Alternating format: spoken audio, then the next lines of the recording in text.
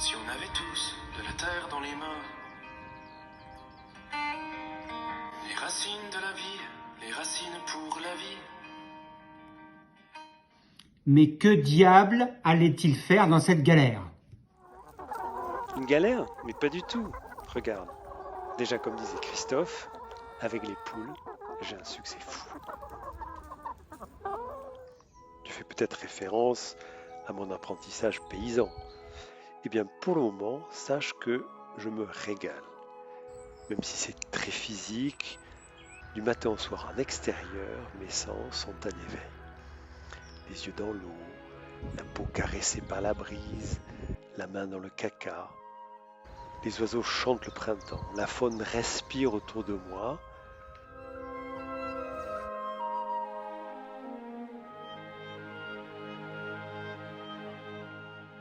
C'est top. Bref, la beauté et le silence de la nature.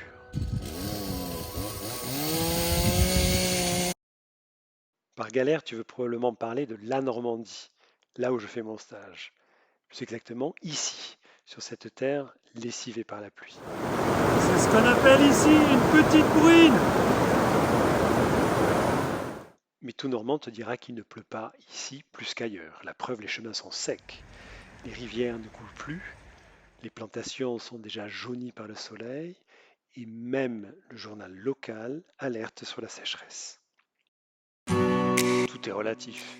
Ma théorie que les Normands passent leurs vacances en Bretagne, enfin je veux dire en Grande-Bretagne, et en Écosse plus particulièrement. Venons en stage en maraîchage bio au jardin des 5 sens avec Johan. Faisons connaissance avec une première question. Alors Johan, quel est ton légume du mois? L'ail. Donc l'ail, en fait, c'est de l'ail que l'on récolte jeune. Donc il n'y a pas encore la tête qui s'est formée. Ça va avoir un goût beaucoup plus fin et plus subtil que l'ail tel qu'on le cuisine habituellement. Moi j'adore le mettre dans des salades, juste simplement ciseler finement. Ça peut être comparable à l'ail des jours. L'hiver, le jardin produit moins. Donc on consomme plutôt les légumes de conservation récoltés l'automne précédent. Petite anecdote, au 5e siècle, l'Église étendait le carême à 40 jours. Comme c'est une période de jeûne, c'était l'occasion de faire durer les réserves et éviter la famine. Une des activités dans les jardins est donc de préparer les sols pour les plantations du printemps. Tout au long de l'année, on retire à la terre ce qu'elle produit. Donc pour ne pas qu'elle s'épuise, on la nourrit, ici avec du fumier ou du compost. Le maraîcher va aussi occulter la terre. Sans lumière, pas de photosynthèse, ce qui limite la prolifération de ce qu'on appelle communément les mauvaises herbes. Plusieurs possibilités, les bâches, la paille, ou encore cette idée astucieuse de Johan de plantation sur papier craft. Le papier occulte le sol, les légumes peuvent prendre racine ou sont plantés à travers. Le craft se dissout dans le sol, et la pousse des mauvaises herbes est ralentie.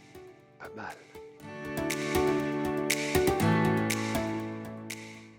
Et Johan, dans cette période d'inflation, est-ce que tu as augmenté tes prix? Et non. En fait, je suis maraîcher sur une petite surface. Je suis très peu mécanisé, donc j'utilise peu de pétrole. Je vends localement mes produits et pas à la grande distribution. En même temps, j'ai fait le choix d'être en bio, donc ça signifie que je n'ai pas besoin de pesticides ou d'intrants, ce qui fait que je n'ai pas besoin d'augmenter le prix de mes légumes. Alors Johan, mais qu'est-ce que c'est ça? C'est un jardin en devenir. Donc en fait ici c'est un sol qui a été travaillé pendant une quarantaine d'années de manière mécanique. Donc ça a créé, enfin voilà, c'est un sol battant avec une grosse couche d'argile à quelques dizaines de centimètres. Et moi, mon but, c'était de basculer en ce qu'on appelle MSV, maraîchage sur sol vivant. Donc pour ça, il faut que le sol soit plus riche en humus et en micro-organismes. Et donc du coup, je lui donne de la paille pour le nourrir, parce qu'un sol, ça mange du carbone. Et en même temps, sur ces parcelles maraîchères en devenir, j'y ai implanté des arbres fruitiers de la famille des rosacées, donc qui à la fois vont apporter des fruits, mais également perdre leurs feuilles et amender le sol naturellement, vont le décompacter grâce à leurs racines assez puissantes. Et en même temps, tout ceci va permettre d'avoir certaines interactions au niveau des champignons. Les champignons vont donner en échange tout un tas de minéraux, de l'eau, des antibiotiques et ainsi de suite. Et tout ça va profiter aussi à la plupart de mes légumes qui seront plantés au sein de cette parcelle. Et ça se rapproche à l'agroforesterie, le fait d'associer des arbres avec des cultures ou un élevage. Merci Johan, et merci à vous de m'avoir suivi. Si vous êtes sage, une nouvelle chronique dans ma prochaine vidéo, comment je me la pète au marché.